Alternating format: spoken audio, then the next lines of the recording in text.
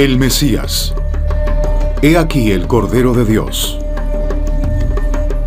Dentro de las páginas del Antiguo Testamento, la frase "Así dice el Señor" aparece más de 400 veces cuando los profetas citan las palabras de Dios.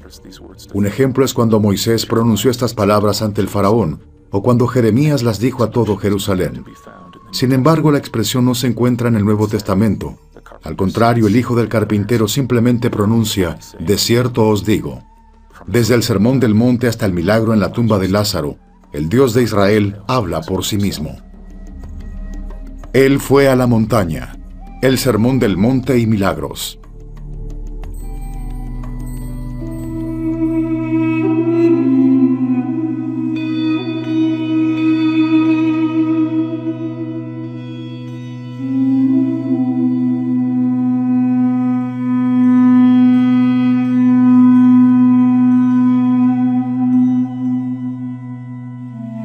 Corazín, Israel.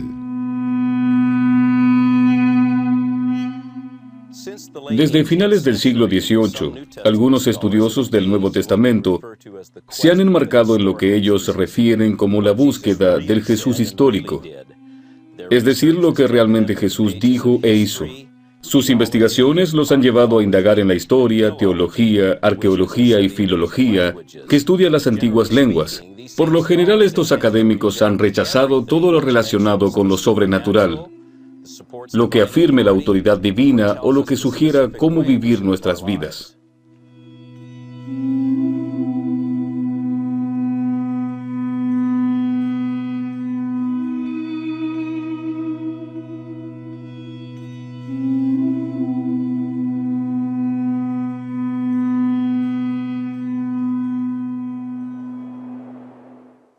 Este lugar maravilloso situado en la parte norte del Mar de Galilea es donde se realizaron muchos de los eventos en la vida de Jesús.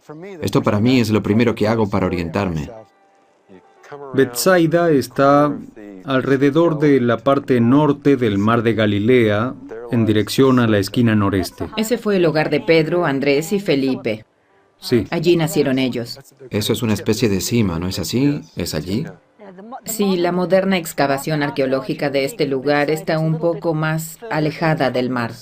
En los tiempos de Jesús, el mar estaba mucho más lejos. El río desemboca en el Mar de Galilea y de hecho divide territorios.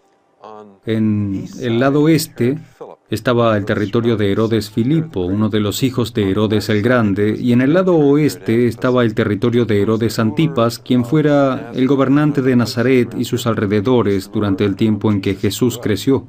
¿No fue él también el que dio muerte a Juan el Bautista? Así es. Cruzando el río Jordán, justo donde desemboca en el mar, ahí se encuentra Capernaum. Capernaum era un lugar realmente muy importante para el ministerio de Galilea. Capernaum fue la sede de Jesús mientras él estuvo predicando. Aun cuando él viajaba por toda Galilea, siempre regresaba a Capernaum, así que este era su hogar. Él creció en Nazaret, pero realmente Capernaum era su segundo hogar. ¿Qué está después de Capernaum? ¿Por ahí se encuentra la colina de las bienaventuranzas? Es correcto. Hay una colina que sobresale. ¿Es ese el lugar donde el Sermón del Monte se llevó a cabo? Así es. Precisamente es esa pequeña colina frente a nosotros. Ese es el lugar donde Jesús dio el Sermón del Monte. Hay una pequeña iglesia allí en memoria del Sermón del Monte.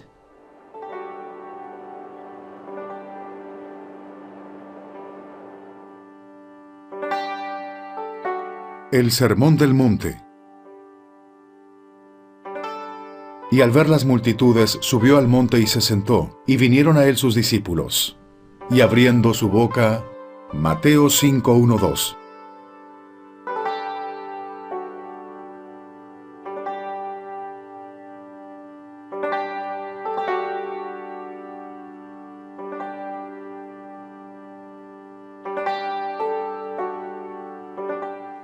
Una de las principales dudas que la gente tiene al momento de analizar el marco histórico del Sermón del Monte es que no saben cuándo sucedió. ¿Fue realmente un discurso que Jesús dio? ¿O es una colección de versos que tal vez Mateo recopiló después.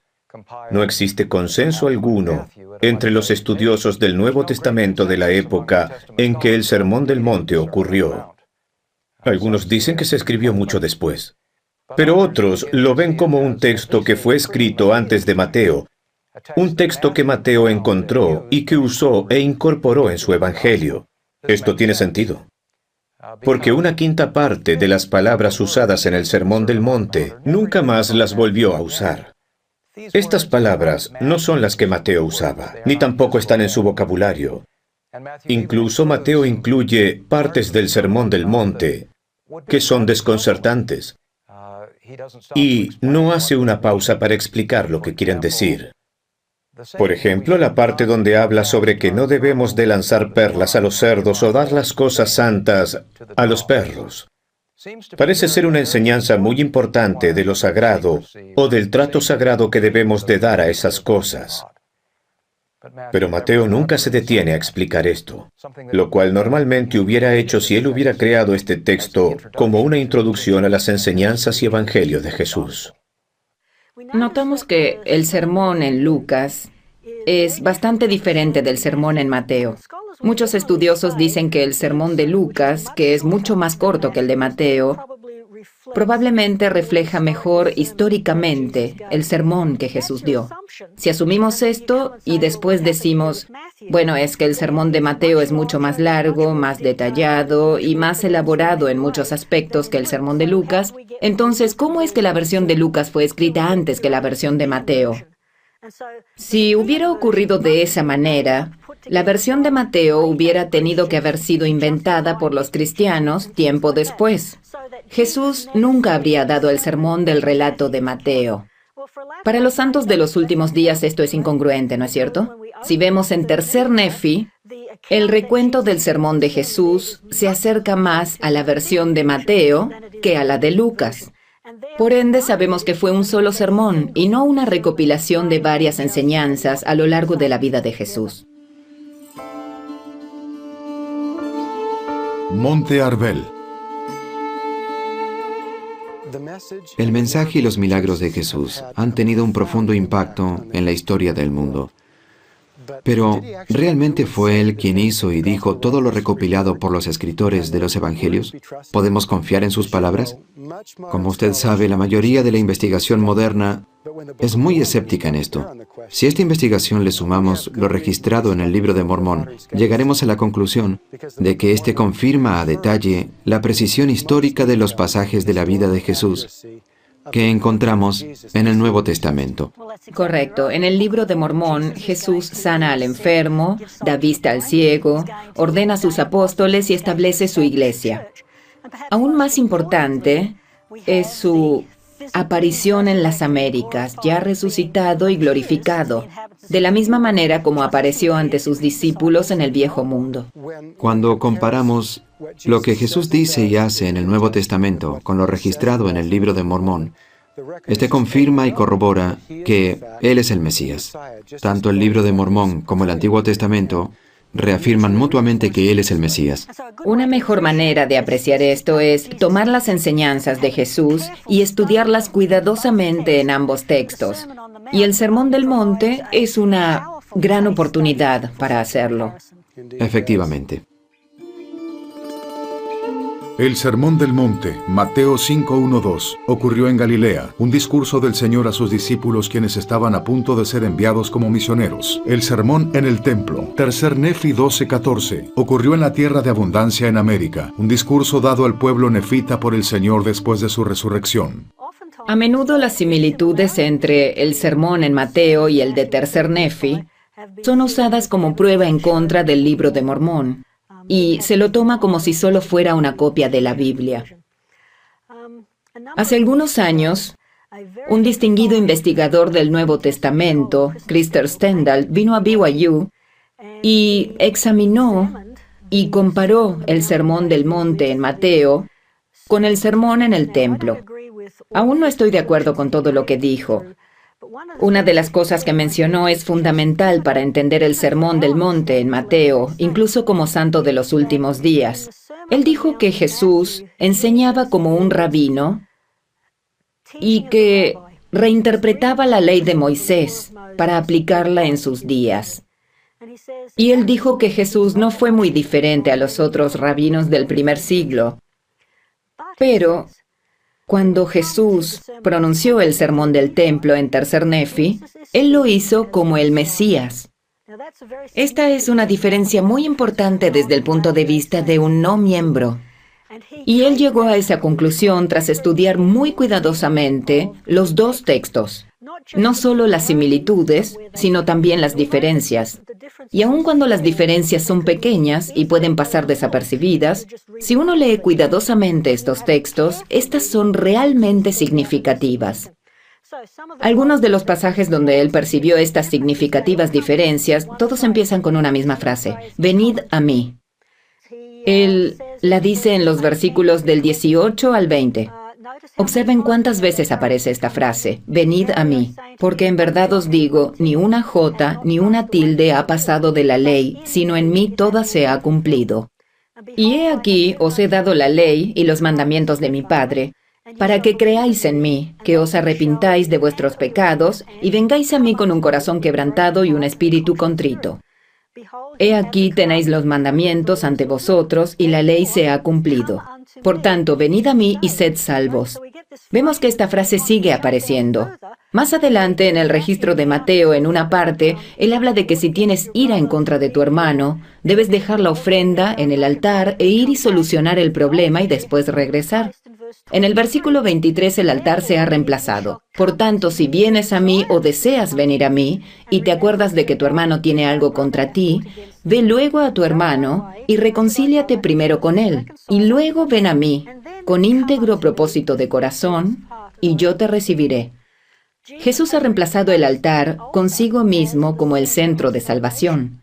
Esto es una gran diferencia entre lo que encontramos en Mateo y lo que encontramos en Tercer Nefi. Y la última, quizás la más importante, se encuentra en Mateo.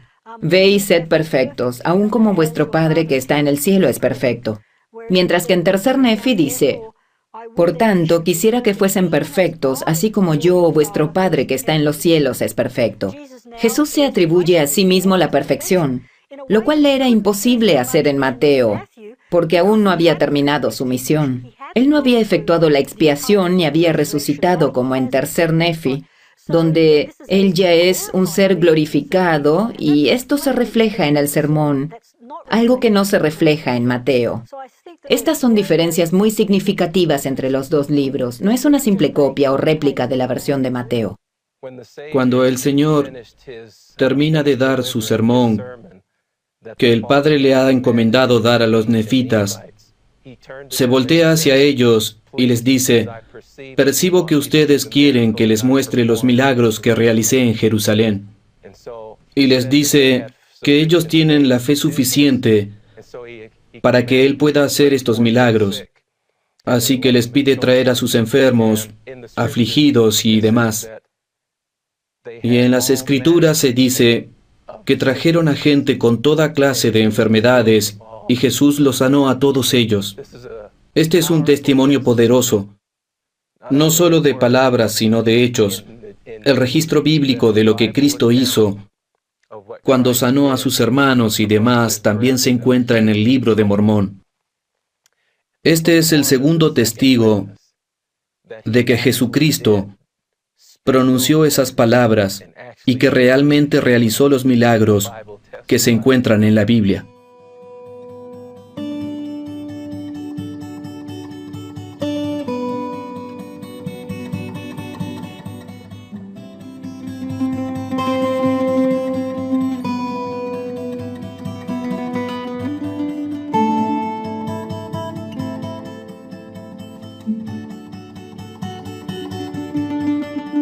Monte de las Bienaventuranzas. Un prominente historiador de la Biblia preguntó, ¿cuál es el significado del Sermón del Monte? Esta es una pregunta que los cristianos se continúan haciendo y que los teólogos aún no han podido responder concretamente. La principal razón por la que el Sermón del Monte continúa siendo un texto difícil para muchos es porque no se ha llegado a determinar concretamente si hay un solo tema o una sola lógica, o si es una colección incoherente de diferentes versos. Creo que el Sermón del Templo en el Libro de Mormón nos da algunas pistas para responder esta pregunta tan importante. Estoy de acuerdo. El Sermón del Templo es evidencia de que los dos sermones son en realidad textos sagrados, que contienen alusiones y conexiones a las celebraciones centrales y a las enseñanzas más sagradas de la antigua adoración israelita. Sermón en el Templo. Como casi todo en el Sermón del Monte, se puede ver dentro del contexto del templo. Esto es particularmente cierto en la oración del Señor, que es parte del Sermón del Monte. Jesús está instruyendo a sus discípulos en la manera de orar y del contenido que sus oraciones deben tener, así como algunas expresiones que debemos utilizar cuando nos dirigimos a nuestro Padre Celestial. Él enfatiza de nuevo a sus discípulos que ellos tienen un Padre Celestial, nuestro Padre que está en el cielo, lo cual es un concepto importante ligado al templo. A través del templo, nosotros deseamos estar ante la presencia de Dios. De esta manera entendemos que Jesús les explica detalladamente a sus discípulos lo que pasa en el templo y la manera en que deberán conducirse durante toda su vida.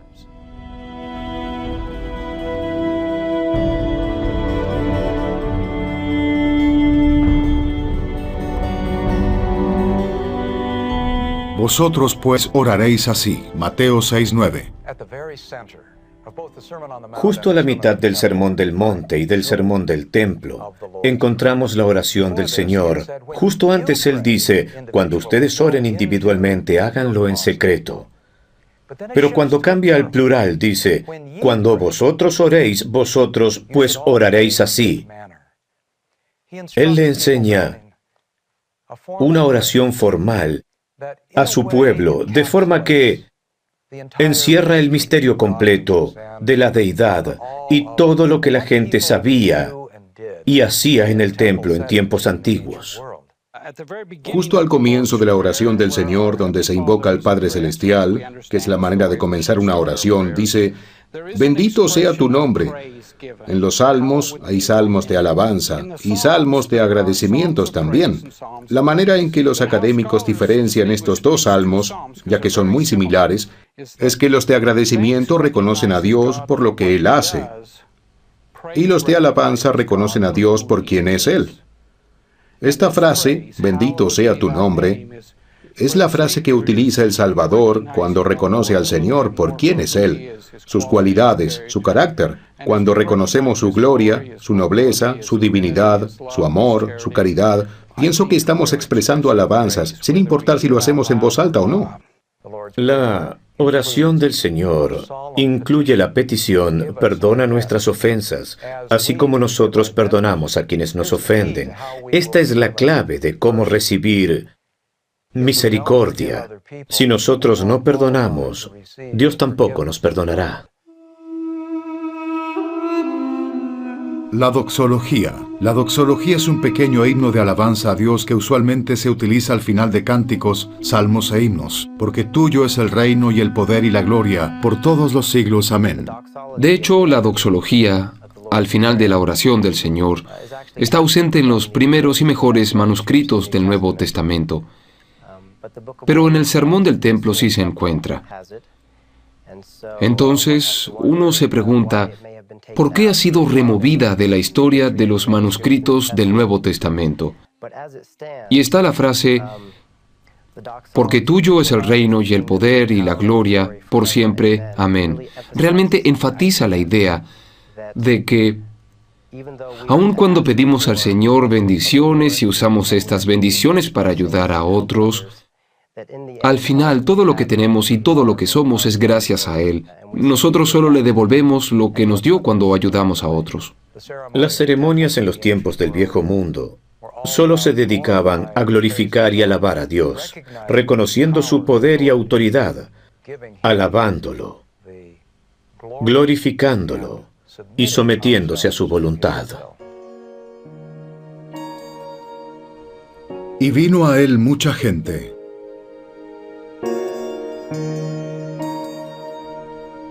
De manera que la gente se maravillaba viendo a los mancos quedar sanos y a los cojos caminar. Después del Sermón del Monte, Jesús continúa realizando milagro tras milagro ante la gente. Sus acciones reflejaban la verdadera naturaleza de sus enseñanzas. La progresión de los milagros de Cristo hacia su último milagro de levantar a los muertos se asemeja a su propia vida y ministerio. Cuando Jesús realizó su primer milagro en Caná de Galilea, Él manifestó su gloria y sus discípulos creyeron en Él. Una pregunta acerca del milagro en Caná es, ¿por qué se hizo tanto hincapié en el Evangelio de Juan a un milagro tan simple hasta cierto punto?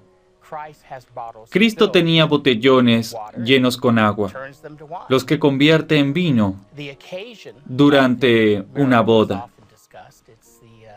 Como María tiene un papel de relativa importancia en este banquete, ella estaba preocupada porque el vino se estaba acabando y le pide a Cristo que provea más. Su respuesta hacia ella parece un poco brusca, porque él le dice, ¿qué tengo yo que ver contigo, mujer? Aún no llegó mi hora. En la traducción de José Smith, la respuesta a María es similar. Dice, ¿qué quieres que yo haga por ti? Tu voluntad yo haré, porque mi hora aún no ha llegado.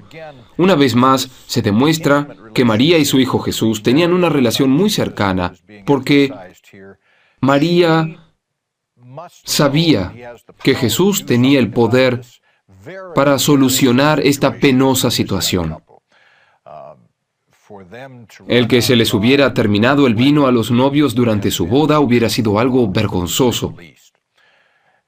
Entonces, ¿habría visto ya María el poder de Jesús en su juventud durante esos años perdidos, de los cuales no sabemos nada acerca de él? Creo que ya había visto a Jesús usando su poder de diferentes maneras para auxiliar al prójimo, así que sabía que él la podía ayudar. Ahora, cuando él le dice, mi hora no ha llegado aún, él se refiere a cuando, según el Evangelio de Juan, él comienza su camino inexorable hacia Getsemaní y la cruz. Esa es realmente su hora, y aún no es el tiempo de él mismo ofrecerse. Todo lo que hizo desde ese momento fue un preludio para su verdadera hora. Cristo, al escoger hacer este milagro, el cual Juan escoge enfatizar en el segundo capítulo de su Evangelio, lo hace porque es un acto simbólico de su misión. Cristo iba a realizar la expiación y el vino es el símbolo de la sangre, así que este milagro representa de alguna forma el sacrificio que Cristo iba a realizar. La razón por la cual este milagro aparece en el Evangelio de Juan es porque señala el nuevo significado del vino en el Evangelio. Probablemente también simboliza la expiación de Cristo y su derramamiento de sangre, así como la última cena, de la cual todos participamos cuando tomamos la Santa Cena y recordamos por qué derramó su sangre por nosotros. Igualmente señala el reino eterno que aún está por venir.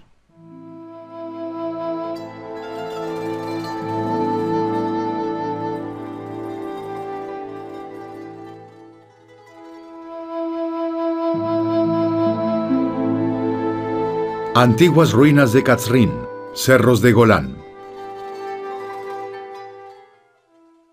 Durante los siguientes meses, Jesús viajó a través de Galilea, enseñando acerca de su reino y sanando a los enfermos. Esta es la época en la que la popularidad de Jesús alcanza su clímax, donde las multitudes lo buscan para aprender más. Es de esperarse que, cuando Jesús regresa a casa en Capernaum, una multitud ya lo estaba esperando.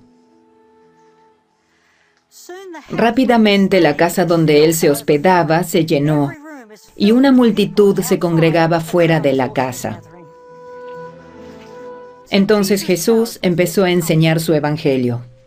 Y mientras Jesús predicaba, Marcos registraba cada palabra que decía. pero fue interrumpido por un tumulto en la parte superior. Repentinamente el techo se abre y desciende una cama, y en esta cama hay un hombre paralítico.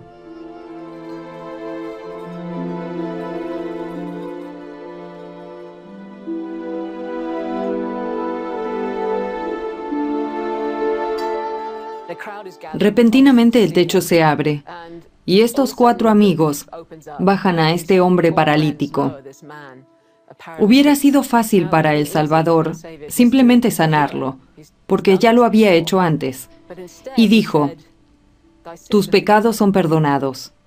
Este es un gran momento de enseñanza, porque nos demuestra que el Salvador no solo está ahí para aliviar nuestros problemas físicos, sino también los espirituales, que son los más importantes. No los problemas físicos, sino los espirituales. Los escribas y fariseos estaban allí porque estaban buscando una excusa para deshacerse de este hombre que decía ser el Hijo de Dios.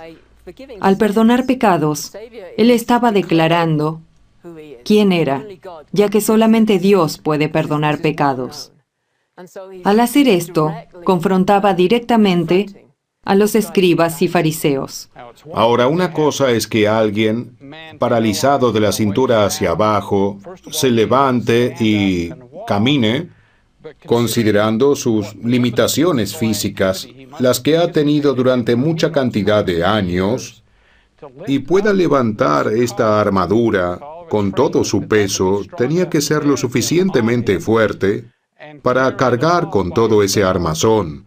Este fue un verdadero milagro, impresionante para todos aquellos que allí estaban, no solo porque este hombre fue sanado, sino también por la promesa del perdón que había tras este milagro. De esta manera, este milagro demostró que él era el verdadero ungido por el más alto. Y aconteció un día que él entró en una barca con sus discípulos y les dijo, pasemos al otro lado del lago, y partieron. Lucas 8:22.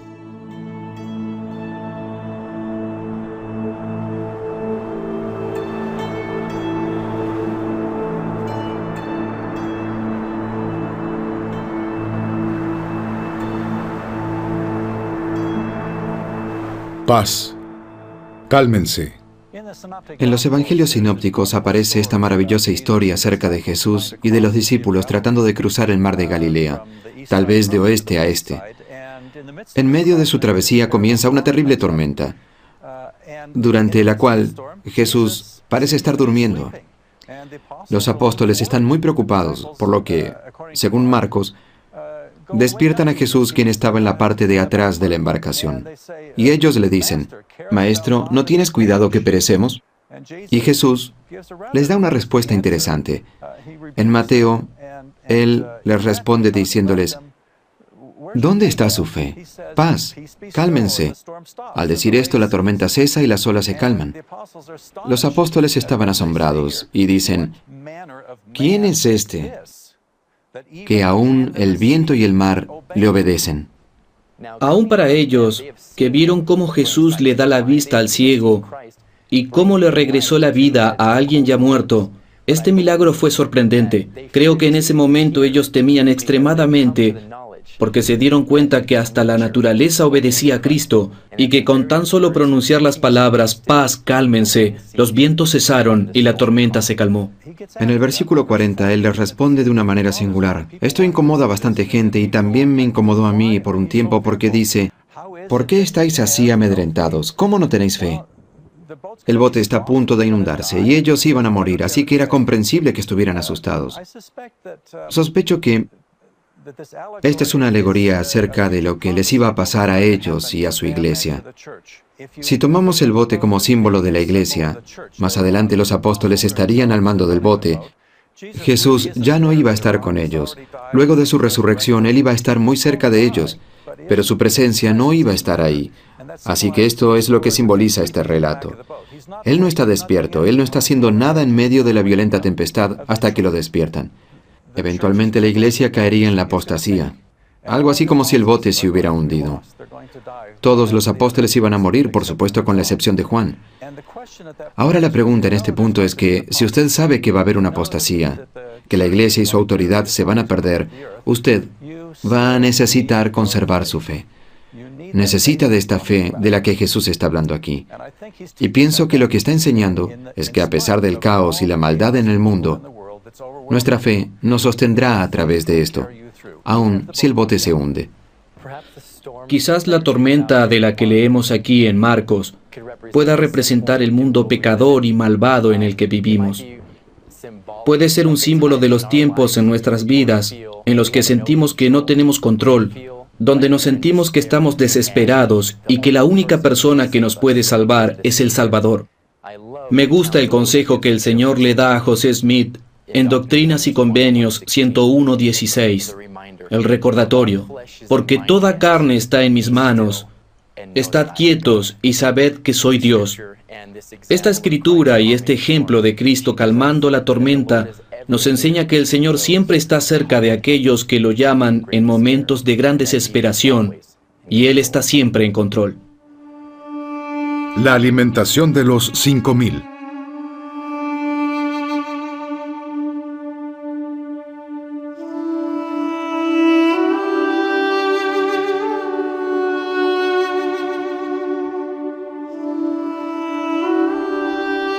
Galilea, el monte de las bienaventuranzas. Los 4 escritores de los evangelios sinópticos nos hablan de cuando Jesús alimentó a 5,000 personas. Juan nos dice que eran los últimos días de la temporada de la Pascua, y Marcos especifica que la multitud se sentó en la grama, así que era primavera, muy posiblemente a principios de abril. En esta época del año, muchos peregrinos venían a esta área, sin lugar a duda algunos de ellos queriendo escuchar la voz del profeta de Galilea, preguntándose, ¿sanará él a algunos de los enfermos, como lo ha hecho en otros sitios? Otra pregunta en sus mentes debió ser, ¿es este el Mesías prometido, como lo asegura? De cualquier manera, la gente lo rodeaba y lo presionaba, y él necesitaba un respiro. Así que vino aquí, al norte de Galilea. Me imagino que hay una distancia considerable desde el oriente hasta donde nos encontramos. Pero me encanta la parte en la que Él no se aleja de la multitud, sino que al contrario, Él les enseña y después de un largo día con ellos, los alimenta. Me gusta, porque nos dice que Él se preocupa por nuestros espíritus y por nuestro físico. Él es el Redentor de ambos, de nuestros cuerpos y espíritus. Yo pienso que es un concepto muy importante en nuestra teología. Opino igual. Pienso que nuestra teología es una teología del cuerpo y del espíritu, porque ambos conforman el alma del hombre. Es mediante el Evangelio de Jesucristo que todo el ser en conjunto alcanza la salvación. Este milagro de alimentar a multitudes provee un poderoso paralelo con el Antiguo Testamento y los relatos del Éxodo.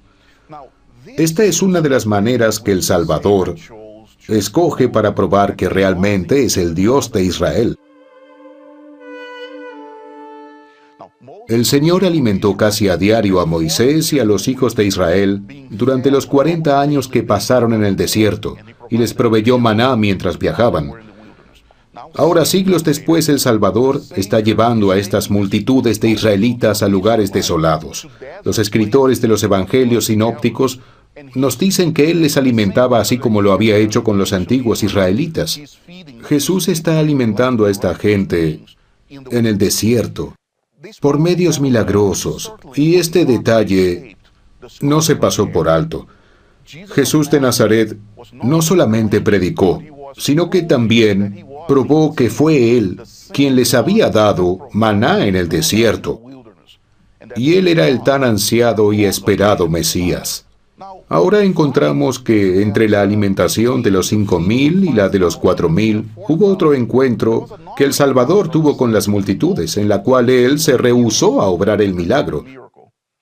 Al día siguiente que le dio de comer a los 5,000, el Salvador se encuentra con otra multitud, Pero él percibe sus pensamientos y les reprocha diciéndoles, ustedes vinieron acá porque fueron alimentados la última vez. Y fue en ese instante que él les dio este gran sermón llamado el pan de vida. Él muestra su verdadera identidad y testifica de su papel como el Salvador, como aquel que traería la salvación al mundo. Él les enseña que el pan que debemos buscar es el pan eterno de vida, no es el pan terrenal, y que Él es el pan eterno que nos puede llevar directamente a la salvación. Y continúa diciendo, yo soy el pan vivo que ha descendido del cielo. Si alguno come de este pan, vivirá para siempre. Y el pan que yo daré es mi carne, la cual yo daré por la vida del mundo. Así que nuevamente se hace referencia a la expiación por la cual Él llevará a cabo la misión que el Padre le ha encomendado, para así llevar a cabo el plan de la salvación. Se nos dice que, a partir de esto, muchos de sus seguidores dejaron de seguirlo. Y aquí es donde sucede algo muy interesante. El Salvador se voltea hacia los 12 y les pregunta, ¿también vosotros queréis iros?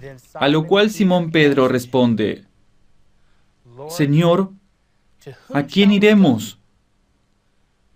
Tú tienes palabras de vida eterna, y nosotros hemos creído y sabemos que tú eres Cristo, el Hijo del Dios viviente. La traducción del Rey Santiago dice, nosotros creemos y estamos seguros, lo cual es muy fuerte. La frase nosotros creemos significa en griego pisteuo. Y pisteuo, que es aún más fuerte. Si yo tuviera que traducir el libro Juan del griego, yo lo traduciría, y nosotros tenemos fe.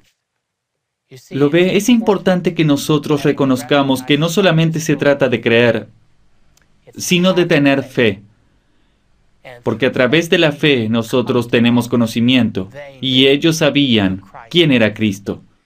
Todo discípulo de Cristo de cualquier edad y a cualquier etapa de su vida debe llegar al reconocimiento de Cristo como Hijo de Dios. Y que Él es la única vía por la cual podremos regresar a la presencia del Padre. Lo que Él enseña en el Sermón del Pan de Vida es un pasaje esencial, porque Él se muestra a sí mismo y testifica de su propia identidad. Y los apóstoles le testifican, demostrándole que ellos también lo saben. Y asimismo, si realmente somos verdaderos seguidores del Salvador, podemos regresar a la presencia del Padre. Resurrección de Lázaro.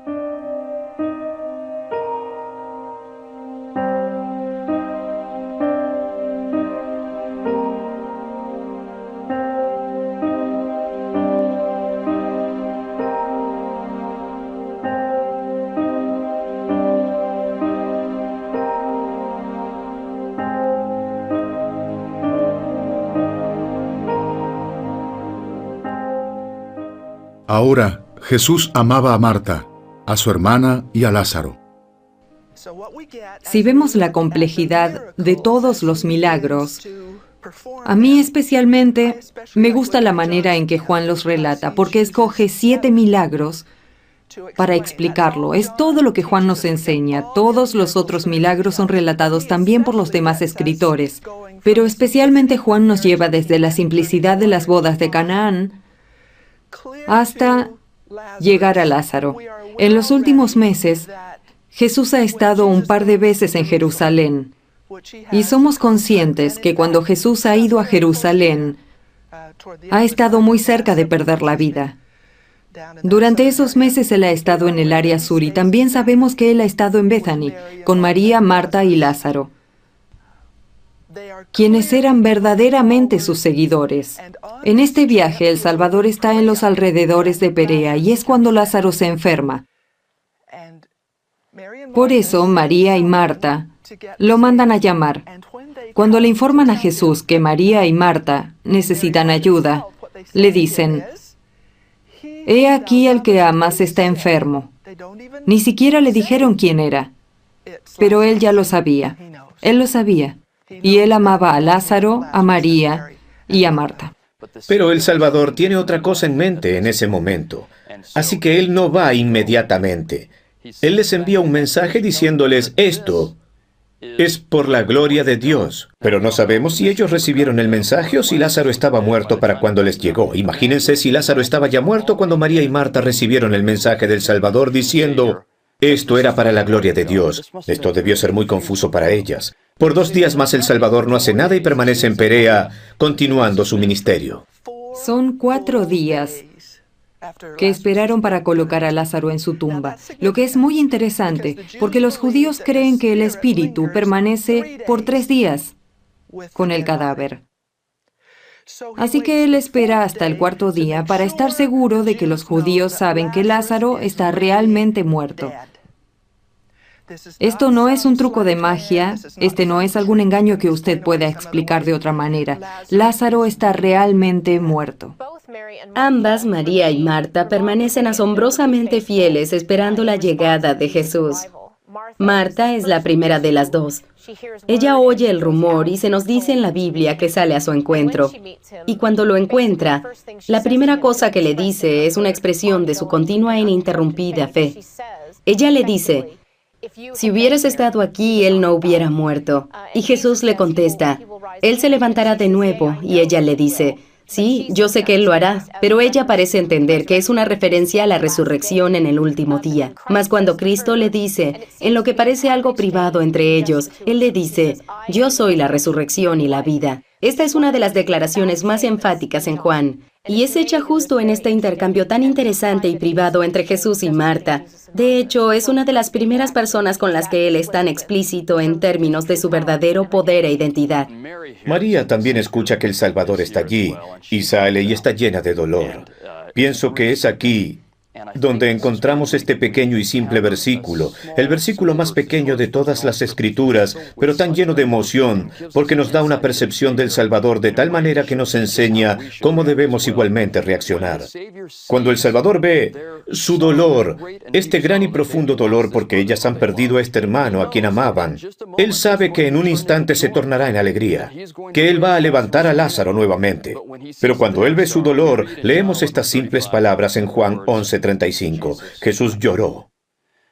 El Salvador, sabiendo que ellas estarían bien, siente su dolor y se conmueve tanto así que hasta llora. Y algunas personas dicen, oh, miren cuánto él amaba a Lázaro. Otros anotan, oh, es tan terrible que él no estuviese aquí antes para evitar esto. Jesús, conmovido otra vez dentro de sí, fue al sepulcro, la cual era una cueva que tenía una piedra puesta encima. Dijo Jesús, quitad la piedra. Así que él iba dispuesto a hacerlo. Marta, quien antes había demostrado una fe tan grande, incluso dijo, yo sé que lo que pidas Dios te lo dará. Creo que ella comienza a aceptar la realidad, ya que la tradición judía en aquel tiempo era sepultar a alguien muy rápido. Y él ya había estado en la tumba por un largo tiempo. Y ella le dice, Señor, hiede ya. Imagínense lo que ella está pensando. ¿Usted cree que realmente yo quiero ir a ver a mi hermano cuando él ya está descompuesto? Probablemente no es como ella quiere recordarlo y no iba a ser una buena experiencia. Pero ellos remueven la piedra. Y justo después de mover la piedra, antes de este gran milagro, el Salvador hace una oración. Noten que esta es la tercera vez en que Él hace un llamado, no hacia sí mismo, sino hacia su Padre, y esto es algo constante en su ministerio. Justo cuando está a punto de hacer su gran milagro, Él se asegura de no perder la oportunidad de guiar a todos hacia el Padre. Así que en el versículo 41 de Juan capítulo 11 dice, quitaron la piedra de donde el muerto había sido puesto, y Jesús, alzando los ojos a lo alto, dijo, Padre, gracias te doy porque me has oído. Yo sabía que siempre me oyes, pero lo dije por causa de la gente que está alrededor, para que crean que tú me has enviado. Noten nuevamente que él pudo haber agradecido al Señor silenciosamente, porque sabía que el Señor iba a estar con él. Mas él lo dice en voz alta para que todos sepan que él solo está haciendo la voluntad del Padre y que es el enviado de Dios. Cuando hace su gran milagro, la atención no es dirigida hacia él mismo. sino hacia el Padre, para decir que Él está allí para cumplir la voluntad del Padre.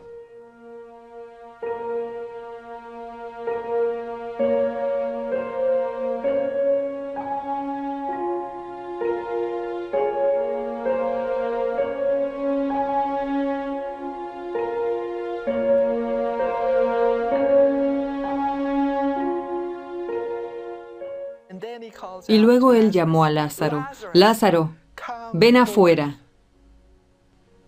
Lo hizo en voz alta. ¿Usted se imagina a este hombre tropezando, saliendo de la oscuridad, con las vestiduras de la tumba alrededor de él, sus envolturas blancas con las que enterraban a la gente? Estoy segura que estaría muy sorprendido. ¿Se imagina la necesidad de Jesús de escuchar la respuesta a su llamado? Y ahí está Él, vivo otra vez. María y Marta sabían que Él resucitaría en otra vida, y aunque esto estaba bien, ellas estaban tristes porque Él había muerto, y de pronto Él estaba allí. Este es un milagro maravilloso que impresionó a muchos de sus seguidores. Para aquellos que estaban buscando un error para acusarlo ante las autoridades y decirles quién y qué profesa ser, fue la base de los cargos por los cuales él fue juzgado. Yo pienso que en ocasiones Jesús estaba privado de la amistad. No había mucha gente con la que él pudiera hablar. De no ser por Marta, María y Lázaro, quienes eran en los que él podía confiar, y su hogar era uno de los pocos lugares a los que él podía ir en esta tierra, donde se podía relajar, podía ser él mismo, hablar de las cosas cotidianas y sentir el amor de ellos por él. Nosotros sabemos que ellos lo amaban, por lo que Juan nos dice en el capítulo 11. Yo pienso que él estaba muy triste, porque vio a esa gente tan triste, y porque uno de sus mejores amigos había fallecido. Pienso que esto fue lo que lo conmovió. Con tal compasión, a realizar este acto, un acto que solo Dios podía realizar, pero que no siempre realiza. Él siempre desea lo que es mejor para la gente, y en esta ocasión, él sabía que esto era lo mejor. Así que creo que esto fue lo que lo inspiró a hacer este gran milagro. El texto habla de Jesús levantando a alguien de la muerte a la vida en 3 ocasiones. Y en estas 3 ocasiones es su compasión lo que se desborda, y es esto lo que lo motiva a hacerlo.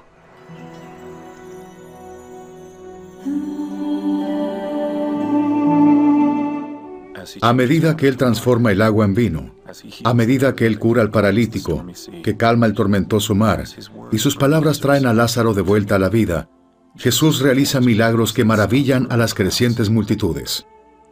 Para muchos, sus milagros y sus sermones representan una prueba irrefutable de que Él es el prometido Mesías, el Hijo de Dios. Para otros, sin embargo, sus obras y sus palabras son una herejía, acciones que ameritan la muerte.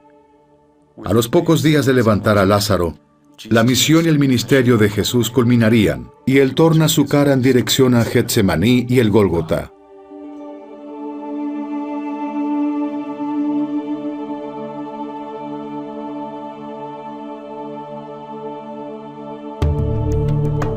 El Mesías.